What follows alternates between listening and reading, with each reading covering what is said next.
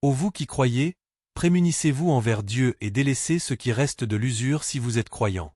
Si vous ne le faites pas, sachez qu'il y aura une guerre déclarée contre vous de la part de Dieu et de son messager.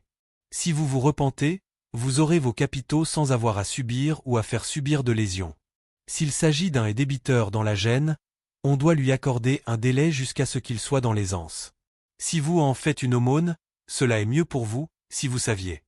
Prémunissez-vous contre un jour où vous serez ramenés à Dieu. Chaque âme aura alors sa rétribution complète sans nulle injustice. Ô vous qui croyez, lorsque vous contractez une dette à terme déterminé, mettez-la par écrit. Qu'un scribe d'entre vous écrive cela en toute équité. Que le scribe ne refuse pas à noter les faits comme Dieu lui a appris. Qu'il écrive et que dicte celui sur qui pèse le dû, qu'il se prémunisse envers Dieu, son Seigneur, et qu'il n'en retranche rien. Si celui sur qui pèse le dû est incapable, faible, ou ne peut dicter, en personne que dicte son ayant cause en toute équité. Faites appel à 2 témoins intègres parmi vos hommes. S'ils ne sont pas 2 hommes, que ce soit un homme et 2 femmes parmi les témoins que vous agréerez. Si la mémoire de l'une s'égare, l'autre lui rappellera les faits. Que les témoins ne refusent pas quand ils sont requis. Ne vous lassez pas à mettre par écrit la dette, petite ou grande, et d'en préciser le terme.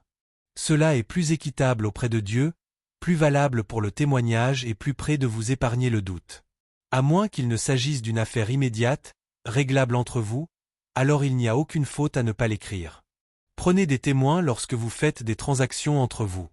Que ni le scribe ni le témoin n'aient à subir de tort, car si vous le faites, ce sera une perversité de votre part.